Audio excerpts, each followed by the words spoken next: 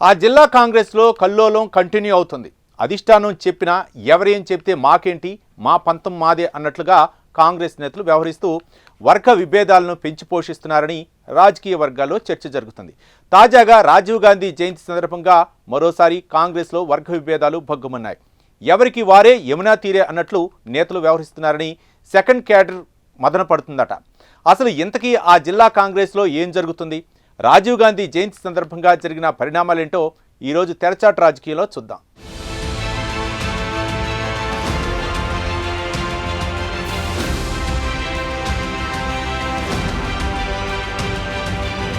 ఉమ్మడి వరంగల్ జిల్లా కాంగ్రెస్ లో వర్గ విభేదాలు సమస్య పోకుండా తగ్గేదేలే అంటూ కల్లోలం కంటిన్యూ అవుతోంది. సెకండ్ క్యాడర్ కు సర్ది చెప్పాల్సిన పెద్ద నాయకులు గ్రూపులు కడితే ఎలా అని సాధారణ కార్యకర్తలు అభిప్రాయపడుతున్నారు. సీఎం రేవంత్ రెడ్డి, టీపీసీసీ అధ్యక్షుడు మహేష్ కుమార్ గౌడ్, ఏఐసీసీ రాష్ట్ర వ్యవహారాల ఇన్ఛార్జి మీనాక్షి నటరాజన్ చెప్పినా జిల్లా నాయకుల తీరు మారడం లేదని అసహనం వ్యక్తం చేస్తున్నారు. తాజాగా వరంగల్ ఎంజీఎం కూడలిలో భారత మాజీ ప్రధాని రాజీవ్ గాంధీ జయంతి సందర్భంగా విభేదాలు మరోసారి బయటపడ్డాయి. మంత్రి కొండా సురేఖ వర్గం కార్పొరేటర్లు, ముఖ్య నాయకులు MLC Baswaraju Saraiah, Wardhannapet MLA KR Nagaraju, Warangal జిల్లా కాంగ్రెస్ అధ్యక్షురాలు ఎర్రబెల్లి స్వర్ణ వేర్వేరుగా నివాళులర్పించడం చర్చనీయాంశమైంది.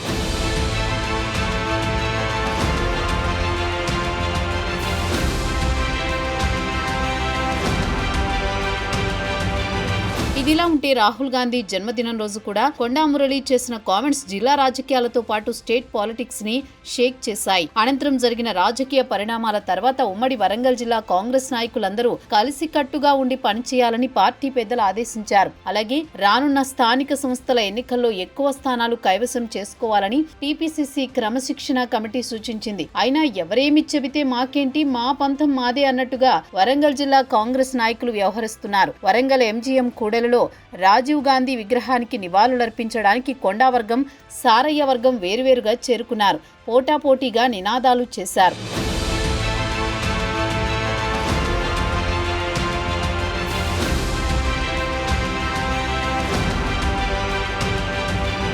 అయితే మొదటగా MLC Saraiah, Wardhannapet MLA Nagaraju, Warangal DCC అధ్యక్షురాలు స్వర్ణ, ఇతర నాయకులు వచ్చారు. దీంతో 5-10 నిమిషాల్లో మంత్రి సురేఖ వస్తున్నారని, అందరం కలిసి నివాళులర్పిద్దామని సీనియర్ లీడర్ ఉల్లా భాస్కర్ సూచించారు.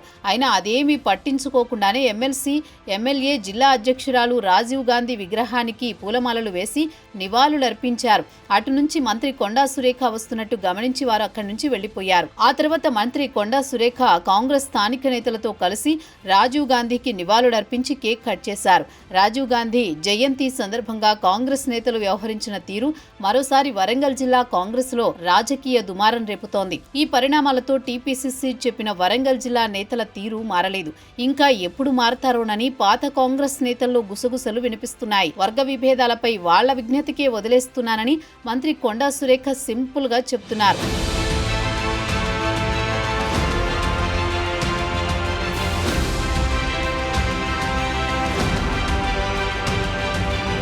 ఇక రాజీవ్ గాంధీ జయంతి సందర్భంగా వరంగల్ జిల్లా కాంగ్రెస్ మరోసారి రాష్ట్ర రాజకీయాల్లో చర్చనీయాంశంగా మారింది. ఓరుగల్లు కాంగ్రెస్ నేతలకు సయోధ్య కుదిరినట్లేనా, ఎవరేం చెప్పినా వినేది లేదన్నట్లుగా ఉమ్మడి వరంగల్ జిల్లా కాంగ్రెస్ నాయకుల తీరు కొనసాగుతోంది. అందరం కలిసి పనిచేస్తామని కొండా వర్గం, ఉమ్మడి జిల్లా ఎమ్మెల్యేలు రాతపూర్వకంగా ఇచ్చారని టీపీసీసీ క్రమశిక్షణ కమిటీ ప్రకటించింది. దీంతో అందరూ కలుస్తారని కాంగ్రెస్ శ్రేణులు భావించారు. రాజీవ్ గాంధీ జయంతి సందర్భంగా జరిగిన పరిణామాలు చూస్తే ఇరు వర్గాల మధ్య సయోధ్య కుదిరినట్టే అనిపిస్తోంది అని సీనియర్ లీడర్లు అంటున్నారు.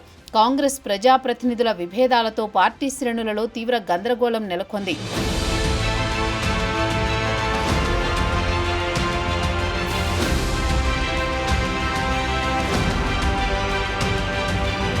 మొత్తానికి మరోసారి వరంగల్ కాంగ్రెస్ నేతల తీరు స్థానిక కాంగ్రెస్ శ్రేణులతో పాటు టీపీసీసీకి తలనొప్పిగా మారింది. గతంలో జరిగిన రాజకీయ పరిణామాలతో కొండా ఫ్యామిలీకి, కాంగ్రెస్ ఎమ్మెల్యేలకు సయోధ్య కుదిరేలా గాంధీ భవన్ లో గంటలు గంటలు మంతనాలు జరిగినా ప్రయోజనం లేకుండా పోయిందని జనం చర్చించుకుంటున్నారు. ఈ వర్గ విభేదాలు ఇలానే ఇంకా మరింతగా కంటిన్యూ అయితే స్థానిక సంస్థల ఎన్నికల్లో కాంగ్రెస్ పరిస్థితి ఏంటని రాజకీయ వర్గాల్లో ఆసక్తికర చర్చలు జరుగుతున్నాయి. కొండా ఫ్యామిలీ వర్సెస్ ఎమ్మెల్యేల ఆధిపత్య పోరుతో రానున్న రోజులలో వరంగల్ కాంగ్రెస్ ను ఎలా ముందుకు తీసుకువెళతారో చూడాలి మరి.